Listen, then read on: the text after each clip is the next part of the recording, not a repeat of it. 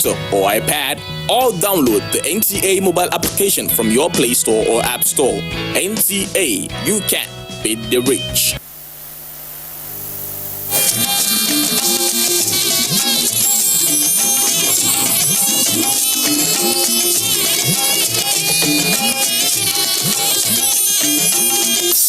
This is the network service of the NTA.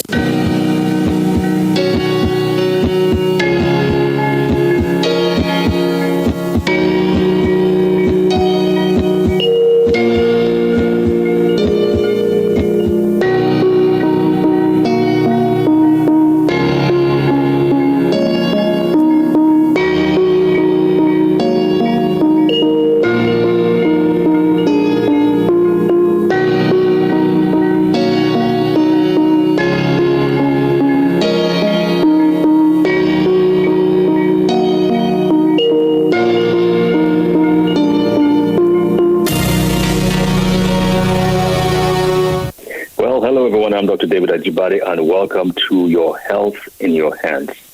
As you may have guessed, we are streaming this not from the studio, but from the United States. And COVID-19 has changed so many things, including the fact that the reason I'm here, I've been here for so long, is because of COVID-19. Travel has become so difficult, and of course, things need to be done. But that has not stopped us from our core mission, which is to provide you with tangible, actionable information, especially where your health is concerned. Now, it has all been about COVID-19 this year 2020.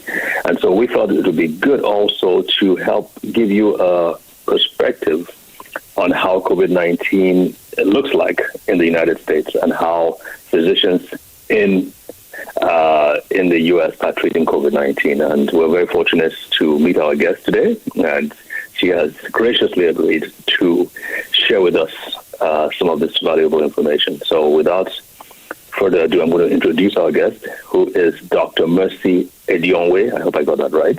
Yes, you did. And I did. All right, thank you. She is an internist, an internal medicine physician who also does a lot with ER, emergency medicine, and intensive care medicine as well. Yeah. So you must be seeing a lot of action where COVID-19 is concerned, right? Yes, for sure. So yes, thank you. Sure. Thank you for having me.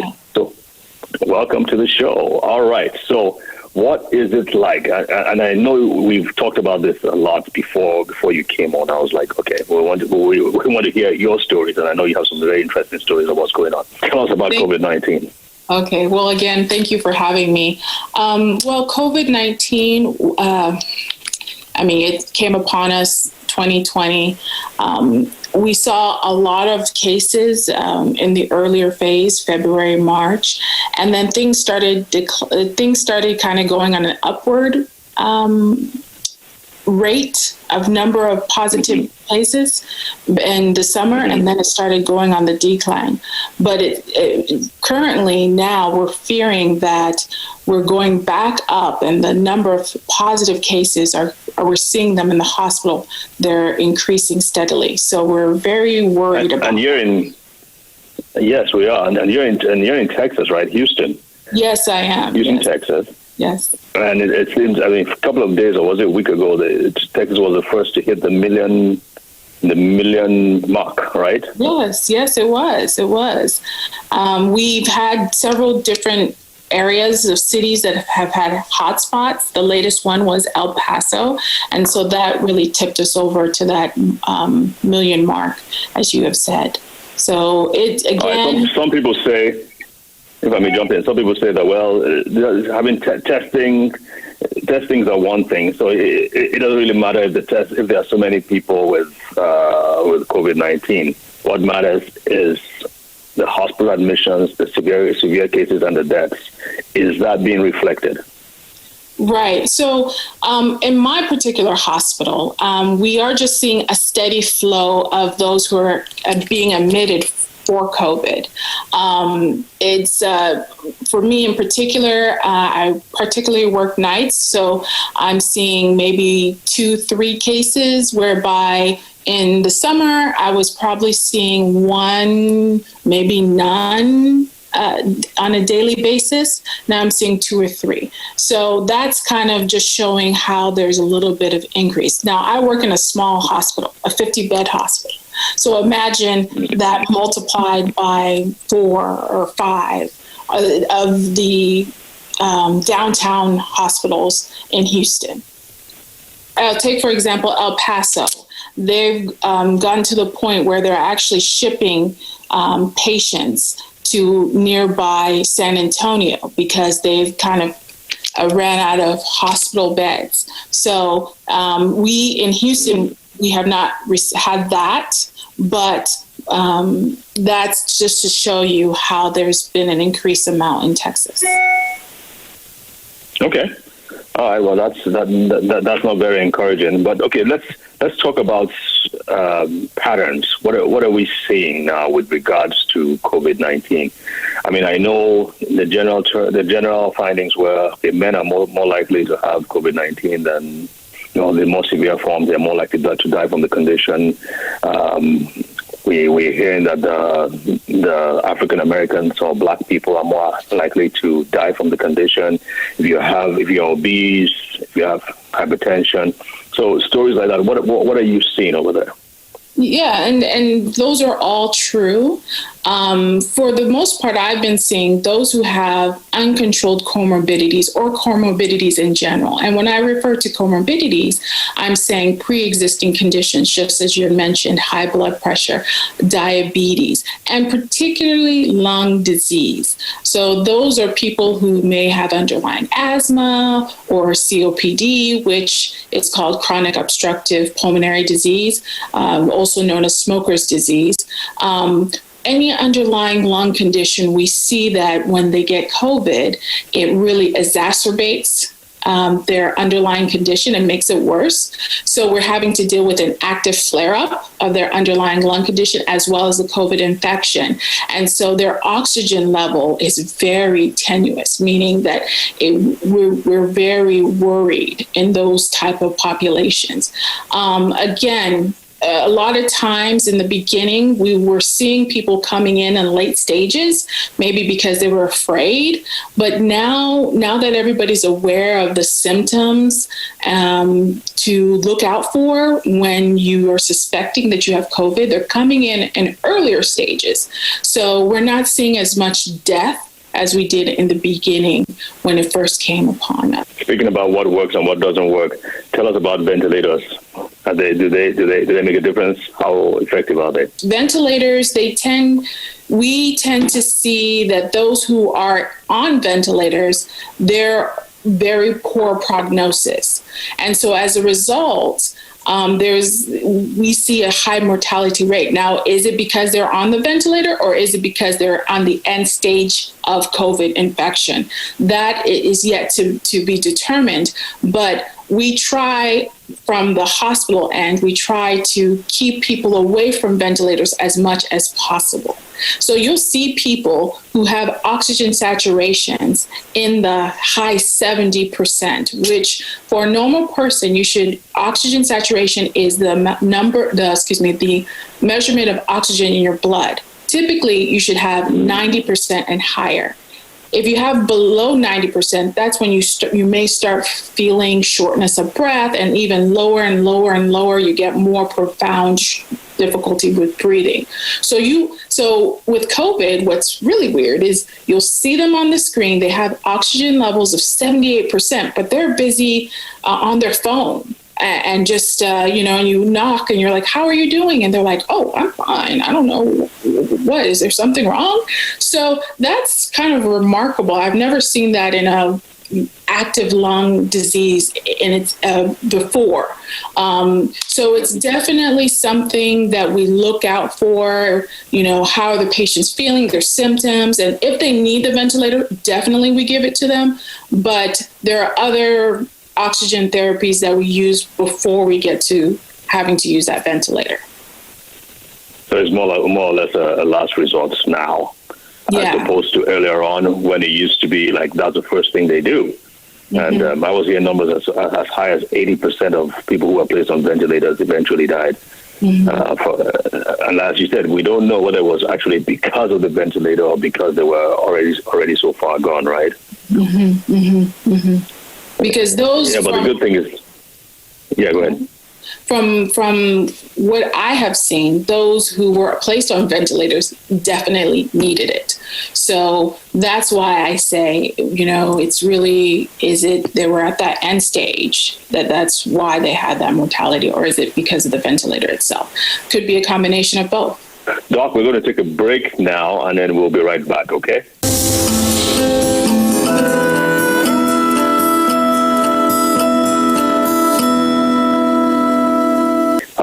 Okay, welcome back to our second segment, and I'm here with Dr. Mercy Edionwe.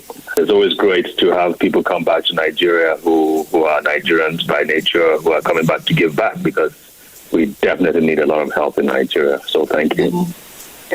All right. So speaking about Nigerians and Africans, I'm really, really interested in hearing from you. What are the, if any, disparities between not necessarily the treatment, how you treat patients, whether they're white or black, but what you've seen from having treated COVID-19 patients for almost a year now? Are there any patterns in terms of prognosis, in terms of the course of the disease? What can you tell us about it? What I've observed, mainly, I am a Black physician. So for me, treatment-wise, I treat all races practically the same. I know in the U.S. we have had issues where, there's been some racial bias when it comes to treatment. And I know the medical community has been very strong in trying to make sure that there's an equalizer. So from that angle, I'm not seeing any biases from a racial standpoint. What I do observe, though, is that it's just the comorbidities. Sometimes, and I just have to be truthful about this, us as people, we tend to wait until, the disease is kind of in its unbearable stage before we seek treatment, going to a clinic, for example. And the best time to actually take care of a disease, let's say hypertension, or let's say diabetes, or is in that beginning stage. And the way you can prevent it from further damaging your body is having your regular checkups. So I say all of this is because COVID infection, when you have the COVID-19 infection, it wreaks havoc in your body. So any underlying conditions that you may have, particularly if it's uncontrolled, gets worse. And it makes it very difficult for your body to fight that infection and also have to fight that underlying condition at the same time. So, so let me jump in.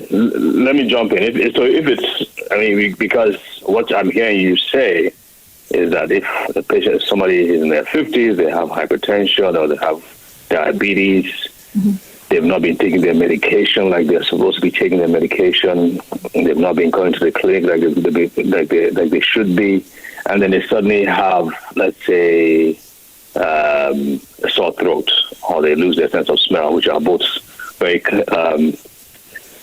classic signs of the beginning part of a COVID-19 infection. What you're saying is that they are more likely to have a more severe form, and they are more likely to have it will be more difficult to treat them, as opposed to if they were taking their medication as and when prescribed by the doctor. Is that what you're saying? Yes. Okay. Yeah. Why is it more severe? I mean, this is the first time I don't think COVID-19 is such a unique condition. I don't think there's ever been any disease an infectious disease that depends, that is influenced so much by the patient's presence or absence of a non-communicable disease like hypertension, diabetes, something like that. I'm just saying it from my own experience. What's your experience when we're talking about infectious diseases?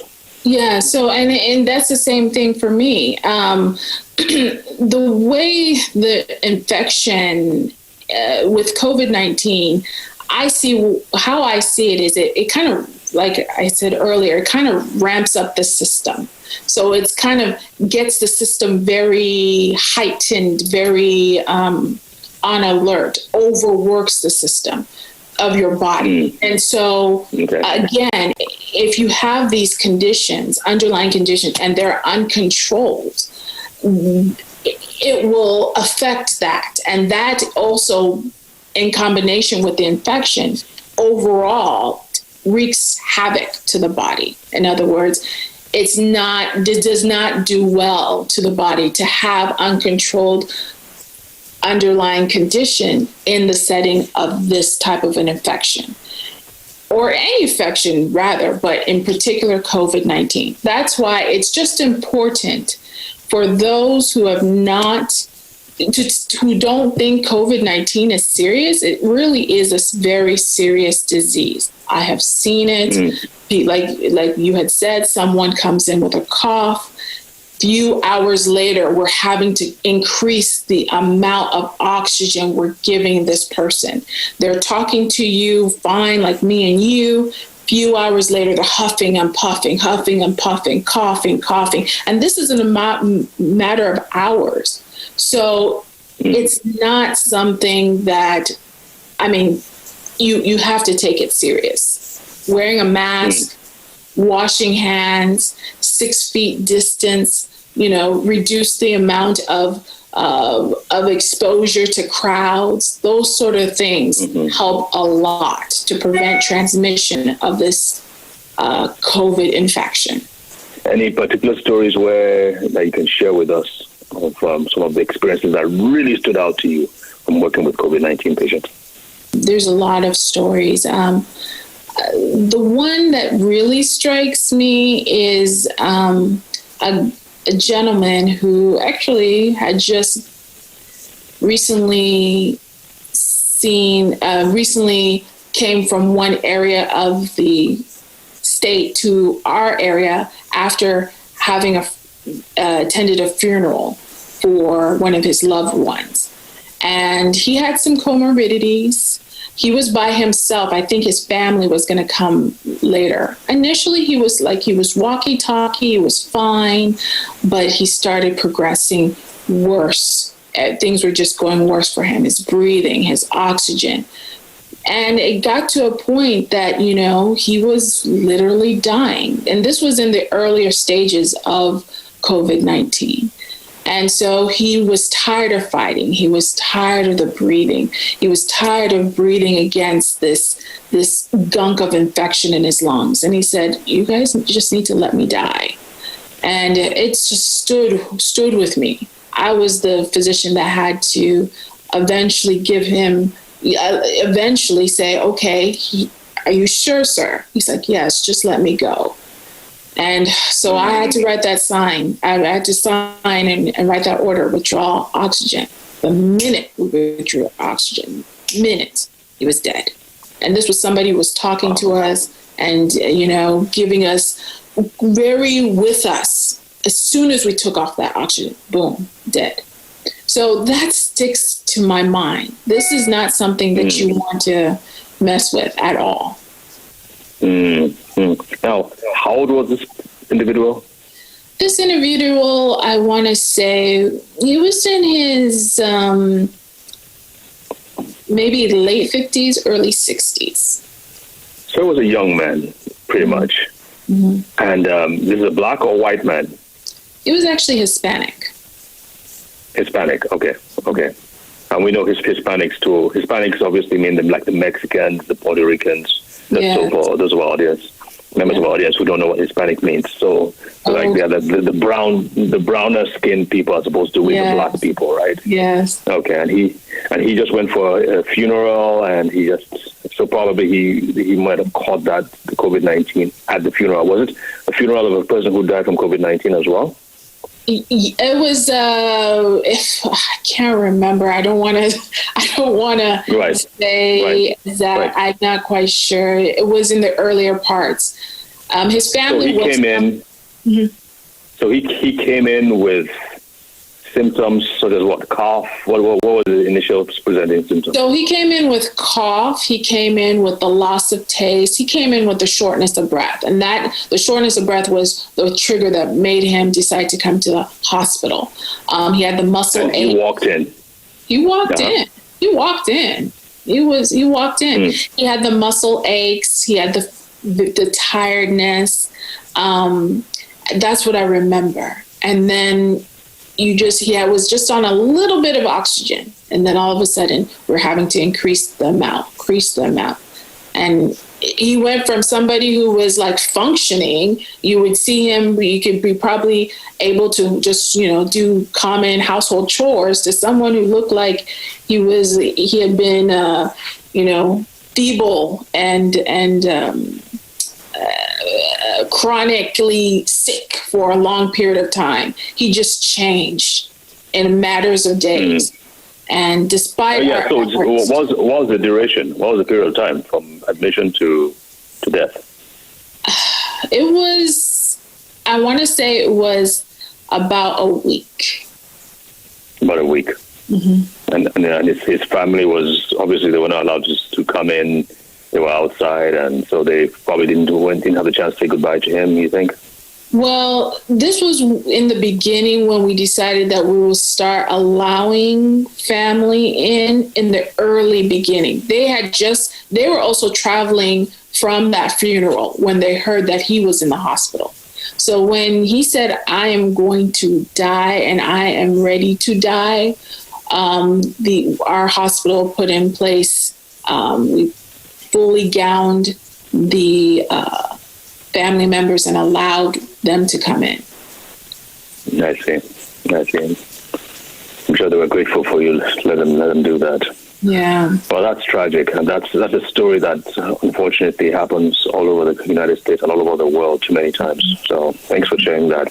We're going to take a quick break now, folks, and then we'll be right back.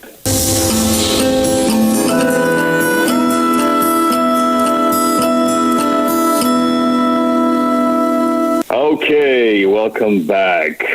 We've been talking about COVID-19 in the U.S., and of course, there are lessons that we can learn from that in Nigeria. For example, we've been talking about, ever since we started these shows, NTA shows, we've been saying your health is in your hands. You cannot take things lightly. If you have hypertension, you want to make sure you check your blood pressure, especially if you're over the age of 40. You want to make sure you check your blood pressure regularly.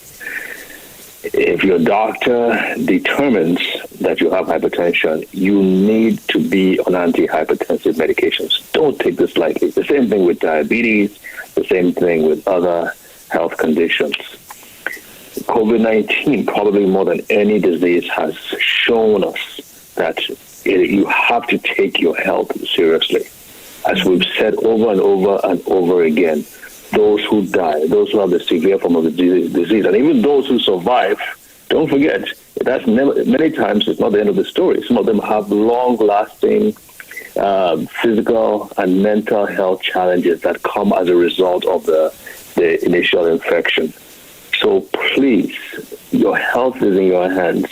It makes a lot of sense to be strong, to be healthy, to fight for your health and that of your families, so that when things like COVID-19 happen, I'm not saying it's just because of COVID-19, but when things like COVID-19 happen, I mean, it applies to injuries, it applies to road traffic accidents, it applies to strokes, it applies to anything. We know that those who have been taking care of their health prior to the incident, prior to the events, they tend to have a better prognosis. They tend to be able to, their course of treatment, they respond more to their course of treatment if they were healthy, healthier prior to the event than if they were not healthy. And I can give you story after story after story.